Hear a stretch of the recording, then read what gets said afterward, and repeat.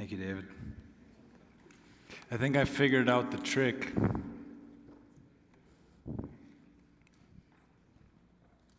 But not echoes.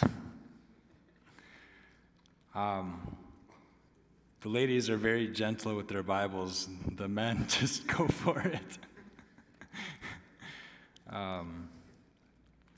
I do want to start by apologizing. I have been, this is my 5th sermon this weekend, so I am cooked, as you guys say.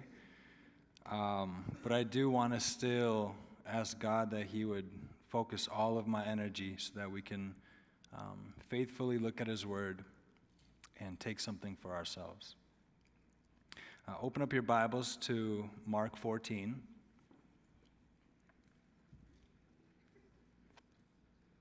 We're going to go through the whole book. No. Mark 14, verse 43 through 52. By the way, if you're taking notes, this sermon is called When Darkness Seems to Win. When Darkness Seems to Win. And immediately, while he was still speaking, Judas came, one of the 12, and with him a crowd with swords and clubs, from the chief priests and the scribes and the elders.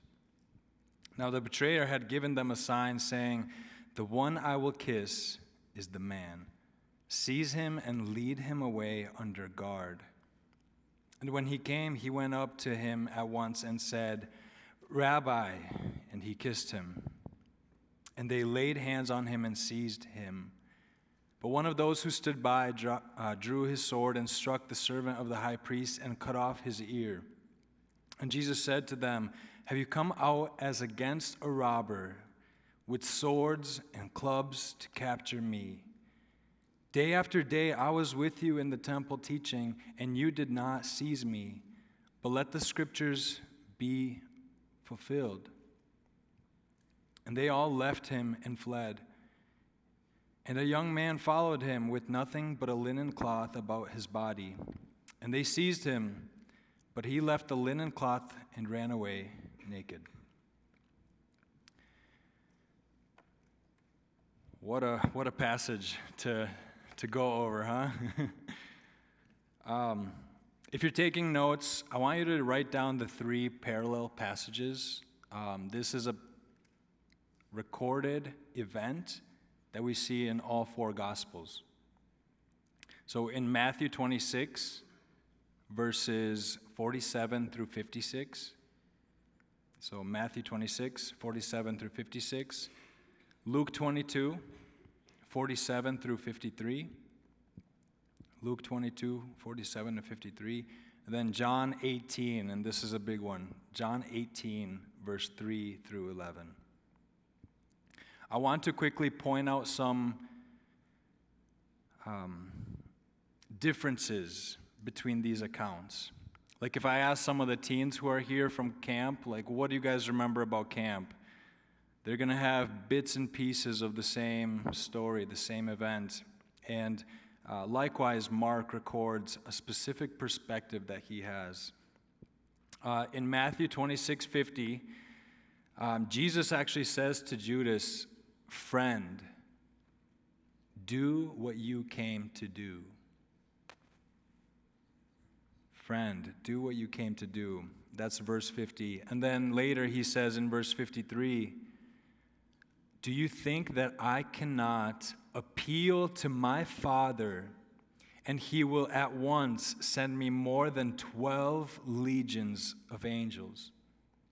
This is a crazy reality because we have testimony of how one angel has destroyed thousands upon thousands of people, and here he's saying 12 legions of angels will come. In Luke 22, we see this difference from the book of Mark. In verse 48, it says, "But Jesus said to him, 'Judas,'" Mark, he says, "Judas, would you betray the Son of Man with a kiss?"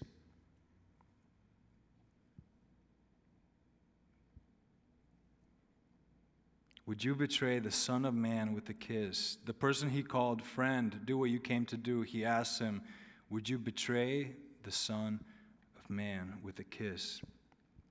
Some people in history have called this the kiss of death or the kiss of betrayal. And it is a pivotal moment in the gospel. Later in verse 51, it says, after the ear has been chopped, he says, no more of this. And he touched the ear of the servant that was struck, and he healed them there and then, showing compassion to the very people who came to accuse him and arrest him. So it's very strange what each person highlights, but I think all of us need to see this. And then especially I want us to see in John 18. In verse 2, it says, now Judas, who betrayed him, also knew the place, for Jesus often met there with his disciples. The reason the scribes and the Pharisees and all the people that were against Jesus, the reason they trusted Judas to lead them in darkness where they were under the cover of everyone's asleep, no one's going to interrupt them, and they'll be able to secure Jesus without conflict. Because they knew that if they take Jesus away right now in the open, people will riot. People will be so angry because Jesus was healing people. Jesus was feeding the hungry. Jesus was doing so much work, and he flipped the tables of the marketplace. And that was where people were being taken advantage of by these people. And so Jesus would have had people at his defense. And they trusted Judas to lead them to the place where he knew they would probably be. And then verse 4, Jesus, or it says, whom do you seek? He responds to them when they come for him. And they answered him, Jesus of Nazareth. And then Jesus said to them, I am he. He doesn't hide his identity from them at this point. He knows exactly what's going to take place. He is welcoming this event. And he says, I am he. And for them, this is a significant phrase, which we'll get into. And then also in this place, it says, after this, they drew back and fell to the ground. When he said the significant phrase that reflected the God of the Old Testament, they fell and drew back. And then later it says, so if you seek me, let these men go. And then he also affirms that the person who took the sword and went crazy, that was Simon Peter. So we have all of these pieces, and we're just trying to put the picture together to see what's going on and who is the man who ran away without his linen cloth. I will try to tell you. Now, stark differences, and all of us can look at these accounts separately when we have time, but I want to go over three things today.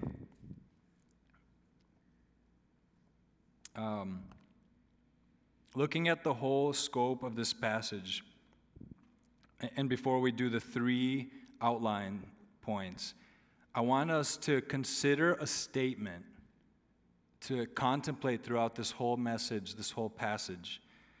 If you're taking notes, this is it. Even in the dark hour of betrayal, violence, and abandonment, Jesus remained committed to fulfilling God's redemptive plan, calling his followers to trust in him rather than themselves. And this is kind of the flow, the idea that I want us to concentrate on and place deep, root it in our hearts so that it will grow into fruit as we see darkness around us in this world. We might face persecution. We might even be arrested for our faith at one point. But if we trust in him rather than ourselves, as he showed us the example, then we will be okay. even amongst betrayal, violence, abandonment from our friends or so-called friends. So having that in mind, looking at this text, it seems that everything is falling apart all at once. I don't know about you, but I feel like in my life, if things are going bad, if it's raining, it's pouring. It's one thing after the other. And evil has this way of appearing in overwhelming conditions that are aimed to break you.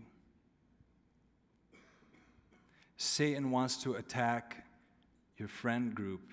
He wants to attack your use of time. He wants to make sure you're busy. He wants to make sure that all of these things are compiling against you to overwhelm you with darkness. And I want us to notice why. Because this was no different for Jesus, who came into this world in part to experience our weakness, the weakness of mankind against an overwhelming threat. Only he was not overtaken by temptation.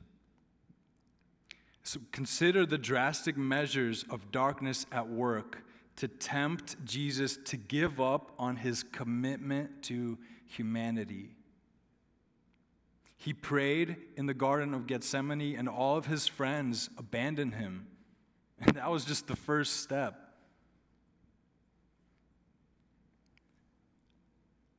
And then further, this is not just a dark moment, but one of the darkest moments in human history. His friends have failed him. His disciples left. They did not want to watch and pray with him. They slept. But then further, Satan sends crowds of people to oppose him by sword and false accusation, treating him in the night like a criminal. As if to show Jesus, Satan is demonstrating, is this who you really want to die for?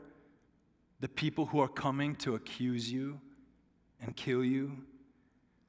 And then further, Satan has convinced the religious leaders, the people that were supposed to be devoted to God, he convinced them and twisted them, and they became jealous of Jesus and his power, his authority.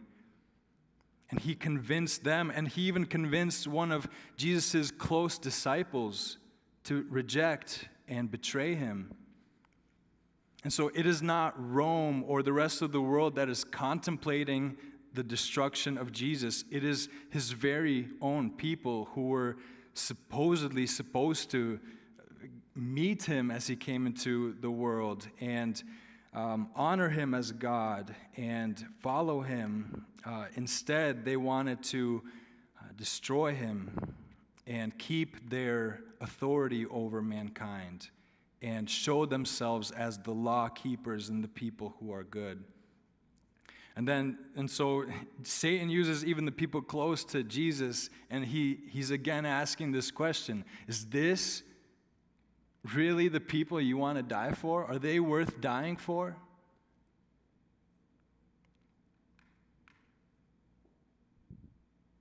And then he goes further. Do you notice how relentless Jesus is being attacked here? He does this. He overwhelms the remaining disciples who have actually stayed with Jesus. And he produces in them fear and doubt, causing them to abandon and deny ever knowing him. And so, yeah, it is another step, and all at once, Jesus is alone. And he has the question, do I fulfill this mission for people who are increasingly undeserving of this sacrifice?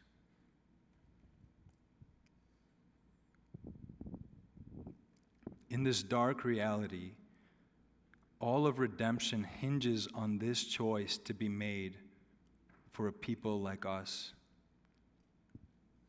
the self-righteous, the prideful, those who doubt Jesus, those who love themselves more than his purpose or his values, his kingdom.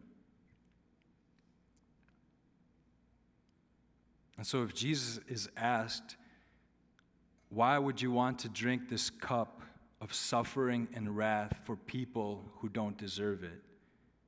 People that reject you, accuse you, betray you, abandon you, and want to kill you. And likewise for us, this is an application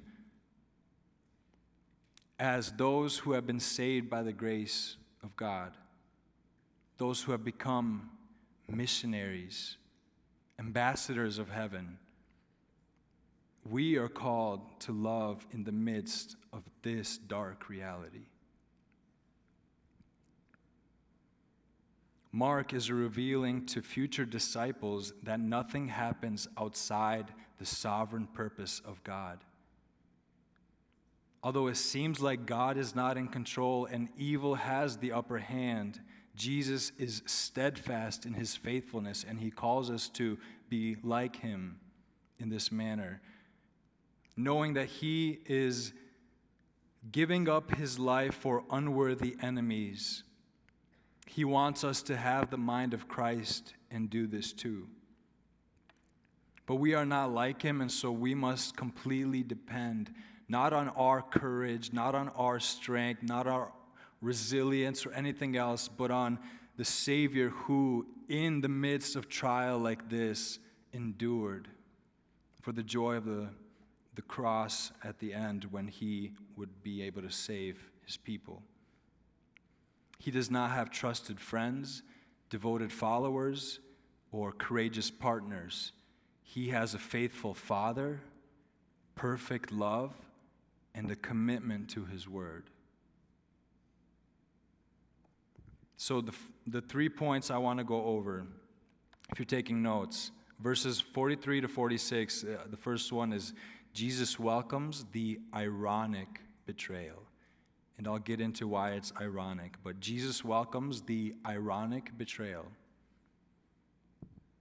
And 2, Jesus challenges his disciples and accusers. That's verse 47 through 50. And then 3, Jesus faces judgment while the disciples flee in shame. So Jesus welcomes the ironic betrayal. Jesus challenges his disciples and his accusers. And then Jesus faces judgment while the disciples flee in shame. So as far as Jesus welcoming the ironic betrayal, right before this, Dima was preaching, and he ended on verse 41b, or the second portion of that verse in chapter 14. Jesus says to them after the prayer, the hour has come, the Son of Man is betrayed into the hands of sinners. He says then, which is crazy, rise, let us be going. See, my betrayer is at hand. Does that sound like a person who is in fear of what's to come? He calls them to it. He welcomes this betrayal. In verse 43, and it says, and immediately, while he was still speaking, Judas came. Meaning, if you're doing subpoints, Jesus freely went to his accusers. Immediately emphasizes how quickly Jesus' prophecy took place. Just as quickly as he healed the ear of the person that was struck, he knew Judas would come in a specific time. He even invited Judas, knowing that he would betray him, to that place. He knew that Judas would be tempted to have something other than Christ himself. And so he was relying on Judas to bring about this moment where the redemption story, so to speak, begins. where others would panic, run, or defend themselves, Jesus intentionally made sure they could be found at the right time. He basically said, let's go. They're going to meet us here. And of course, this came to pass because Jesus knows and Jesus is mindfully fulfilling the scriptures. Point B for this, the irony of the betrayal is this arrest was unorthodox. It was unfit for the situation. There was practically an army of people. Like in my head, it looks goofy. Like people with pitchforks and knives. They were going to a garden with swords and clubs, set on securing Jesus as though he was a dangerous criminal. Not a man who was teaching and healing, feeding the hungry, casting out demons, but as a criminal.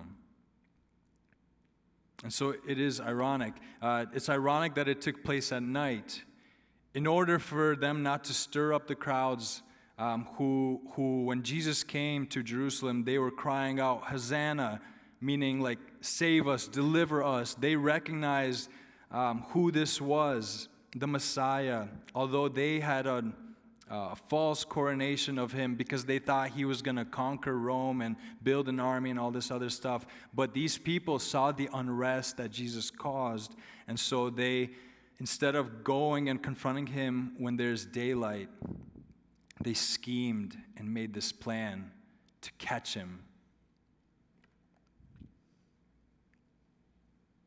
It's ironic because the light of the world is attacked in darkness. They could not have a real legitimate trial against him because they had nothing against him. He broke no law. And so it would be unjust. And so they gathered people who would bear false witness against him, creating this false, fake trial, trying to gain what they wanted without justice and without consideration. They were worried that if they were public about their accusations, it would lead to that revolt, or that Jesus would be able to escape because so many people would defend him. They had this jealous attempt to discredit and destroy him, and nothing was working. And finally, they went to one of his closest friends, and he was more than willing to betray him.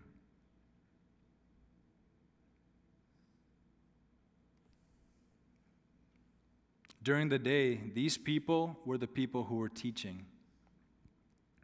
They were the ones who were out in the temple. In the light of day, the religious leaders appear as saints. But under the cover of darkness, they are scheming. And I want us to consider ourselves. Are we like that in any form of our heart? That we are duplicitous, hypocritical. It's ironic because they were fearful, knowing their action was wrong. And in fact, they recognized that Jesus was powerful, more so than them. He had more influence.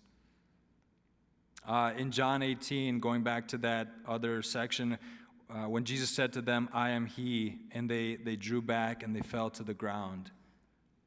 This is a reality. They're like, let's bring as many people as we can, but without getting caught, because we don't know what's going to happen. But we know that we need to destroy this person. And it's ironic because they brought swords and clubs against this powerful being who has legions of angels ready to defend him. Who's going to bring swords and clubs against the creator of the world. This is an ironic betrayal. And to Jesus, it's not even a surprise betrayal at all. He knows this is coming, and instead of fighting back or having some kind of plan of escape, he confronts it and welcomes it. He doesn't back away from Judas. He lets him kiss. He lets him embrace him with affection. And the gesture that he used to identify Jesus in the dark was one of extreme honor and affection. You see, Jesus didn't glow in the dark. When people portray him in art or media, they draw the halo around him. But Jesus was an ordinary man. You could not tell that he was the Son of God, apart from maybe his works or the authority that he spoke with. And so they weren't even sure, are we going to be able to find this guy in the dark? Make sure that when you approach him that you kiss him so that we know for sure and that we don't miss this opportunity.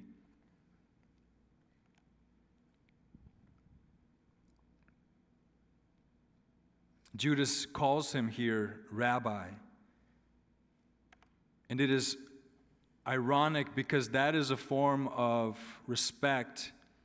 But we know that though his lips honor Jesus, in his heart he has rejected him, and he is not calling him Lord as the other disciples have. He calls him Rabbi.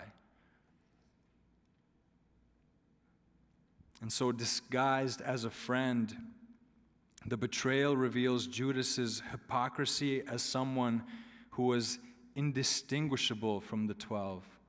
Judas looked and acted just like everyone else in this circle, and it was this moment where the heart became evident, or his true feelings became evident.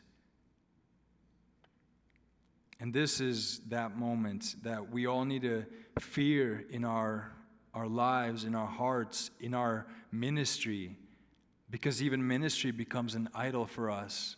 And we pay lip service to God, but in our daily actions, we betray him. And we do not love him. We do not respect him. We call him, and we might even call him Lord. But to us, he is not. And some will deceive themselves so much that when they face him in heaven, they will cry out to him, Lord, Lord. Did I not give money to your church? Did I not serve? Did I not go on the missionary trips in your name? And he will say, depart from me, I never knew you, you worker of lawlessness. And so here's our application that addresses hypocrisy. Not everyone who appears close to Jesus truly belongs to him. Religious activity is not the same as saving faith. Judas walked beside Jesus for 3 years without surrendering his heart.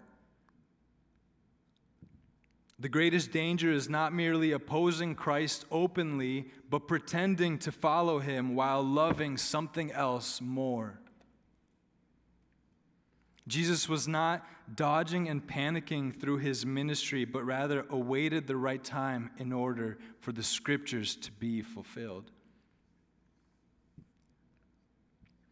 Now, this second section, both of these next ones are going to be shorter.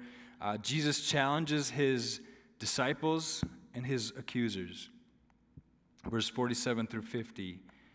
So the first thing is that Jesus shows everyone that he's not being forced here, but choosing to lay down his life, as he says in John 10, 17 through 18. For this reason, the Father loves me, because I lay down my life that I may take it up again. No one takes it from me, but I lay it down of my own accord. I have authority to lay it down, and I have authority to take it up again. This charge I have received from my Father. And so he is challenging the disciple that took up violence. He is saying, no, this is not what we're going to do. I came here to lay down my life, not to fight. Human strength is not the means by which God plans to save or redeem the world. Why do you think that you can stop what is about to happen with violence or with your human tricks? That is our human nature, the pattern of our old self that aims to devour one another. This too was an attack of Satan, who wants to incite more violence geared toward the bitter end. And for us today, I think this plays out in so many ways, from political activism. We're trying to change the course of this world through certain things, but not through the gospel of Jesus Christ, living, growing, and multiplying in people, one by one. We don't have faith in the gospel, so we turn to the sword. We turn to community programs. At Teens Camp, we were talking about surviving a depraved world, and one of the last messages was that this illustration that imagine a person jumps off a high building, and as they are falling, they want to change the course of their decision and not face the consequence of what is going to take place. And this is what mankind is like. That we are set for a course of destruction.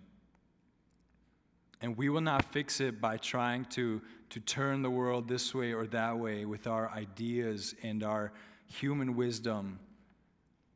Instead, what Christ does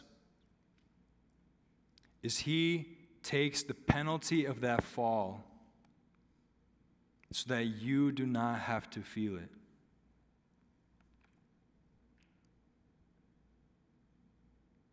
Because the decision and the fall have taken place, the consequence, reaping what we have sown, that is not something that can disappear. Peter feels ready to fight because he just made a commitment to stand with Jesus. But his execution is flawed, misunderstanding the greater mission of God and even underestimating the power of God and his sovereignty. And so Jesus immediately stops the violence and even shows compassion toward the servants of the high priest, teaching everyone there, this is not the way. And then Jesus exposes their hypocrisy, the religious leaders who came there for him. He asks, why are you coming for me in the middle of the night and treating me as a criminal? You could have arrested me when I was in the temple or in the city. You could have arrested me at any time. If you arrest and kill an innocent man under the cover of darkness, instead of bringing me to a real trial, what does it say about you? You who are teachers of the law, to come up with this scheme. And so he is challenging both his disciples and the world, and he's saying, or not the world, the religious leaders, and he's saying, both are wrong. Both have misunderstood my purpose, my mission here. And so what he essentially says to both is that the only true authority is God. The only true authority is the Scriptures that will be fulfilled. And that changes everything for us, or it should. It tells us that Jesus is not a helpless victim. He is a willing Savior. Dying on the cross is not an accident. It is God's eternal plan unfolding exactly at the appointed time, exactly what was promised and shadowed in the Old Testament. And so our application for this is, if our instinct is often to rely on our own strength, or our instinct is often to rely on our own strength. Peter trusted his sword, but Jesus relied on the Word of God. We cannot trust our abilities, our personalities. We can't be a church that wants to charm the world. In fact, when we are called to be holy as God is holy, we're not just talking about being different from the world because of sin issues, that we are just people that don't practice sin. When I think of the church, I think of people who are different in how they speak, in how they dress, in how they act. Because if we are just offering something similar to the world, but with Jesus on top, people will not even recognize that we are different.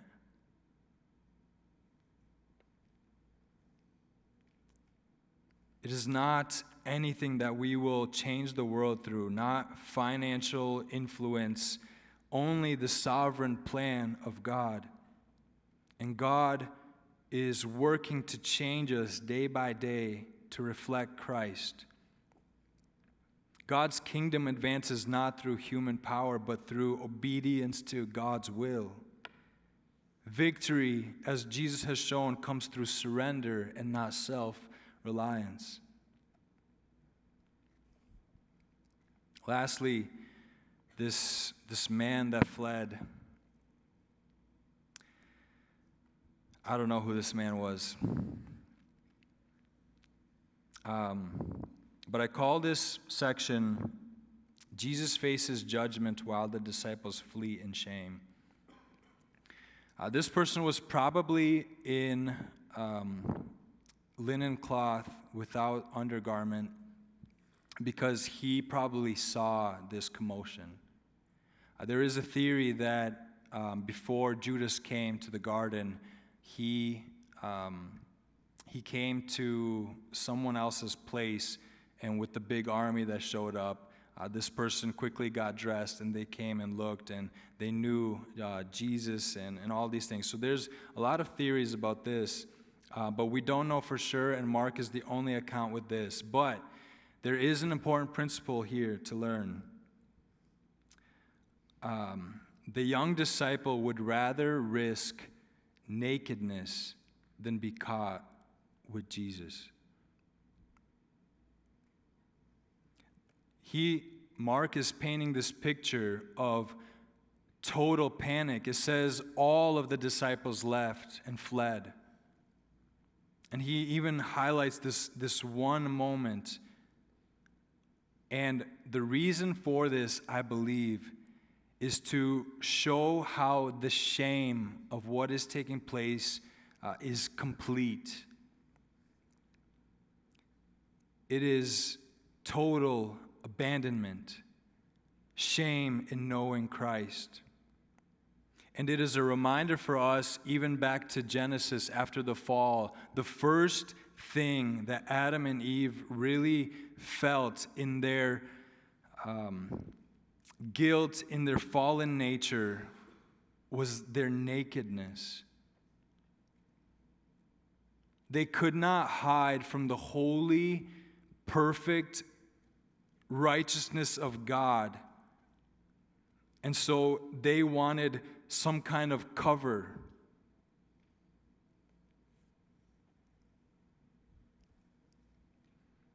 And this too is something here. Awareness of guilt and shame.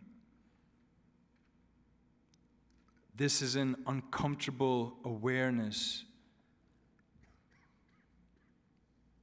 Humans are the only beings in creation that cover themselves with artificial garments. And it's built into our humanity to equate shame with nakedness. And this is actually God's judgment against us.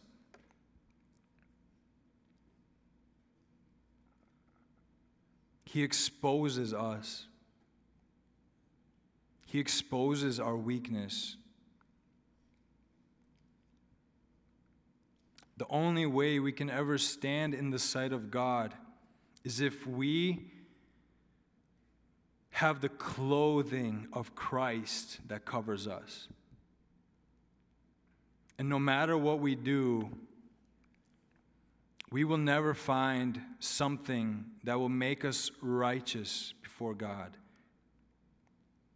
And so this is highlighting the weakness of humanity, what man couldn't do, what man couldn't stand, Christ will fulfill and be courageous to do. There's this passage in Amos 2, verse 13, going to 16.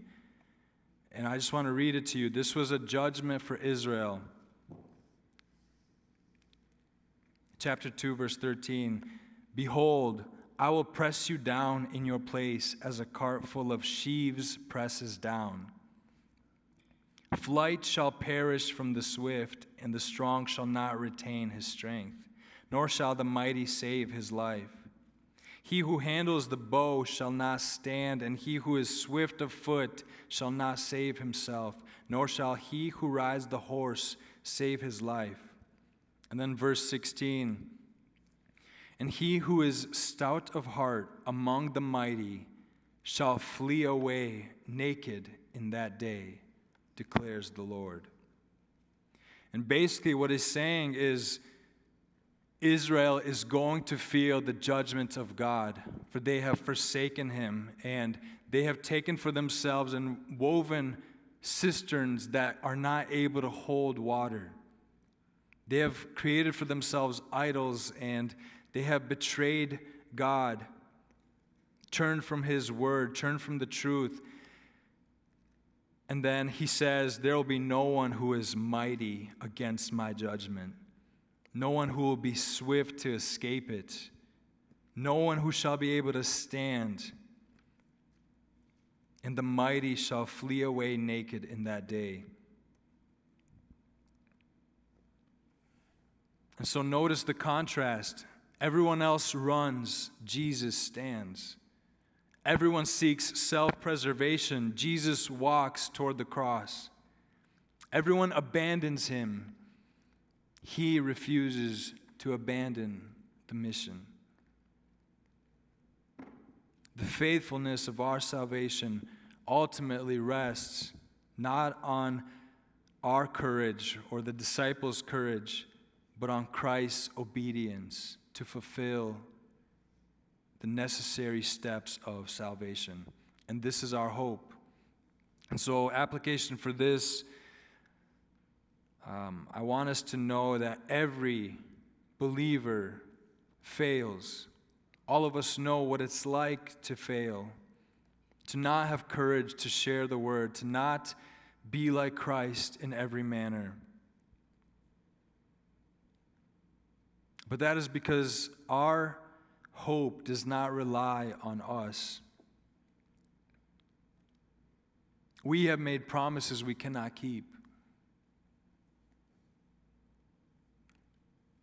We often fear and doubt, and it overcomes our faith. When darkness is all around us and it seems like it has won, we do give up. We do flee. We do preserve ourselves. And so that is why our confidence cannot rest in the strength of our commitment. It rests in the perfection of Christ, in his commitment to save sinners against all odds, against every attack of Satan. The gospel is not about faithful disciples. You are not the hero of the story. It is about a faithful Savior who makes disciples.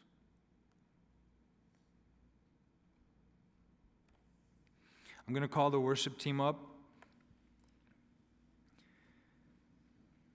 I want us to notice three very different responses to Jesus in this passage. Judas betrays him. Peter fights for him in the wrong way. And the disciples flee from him. Where do you fit?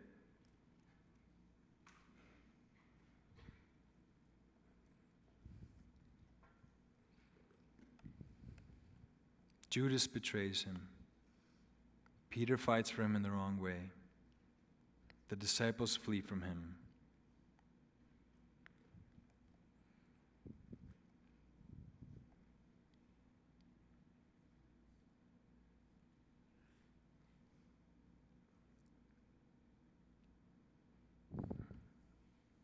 And again, even in the hour of betrayal, violence, and abandonment, Jesus remains faithful, surrendering to God's plan and not the hands of the enemy.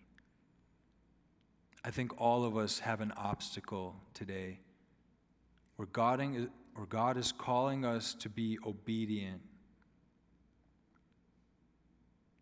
to not look at the things that we see and be discouraged, but rather to ask God, how can I do this? Give me the strength to do this. Be my example. Help me overcome my flesh, my desire to preserve myself. We're going to sing a hymn here. Jesus paid it all. It's one of my favorite songs, actually, and every time that I see myself in these disciples who failed Christ in different manners, my hope is that Jesus knew exactly what he was paying on the cross for even a person like me. And he accounted for my weakness. And he went to the cross anyway, though I didn't deserve it, nor did you. Let's sing.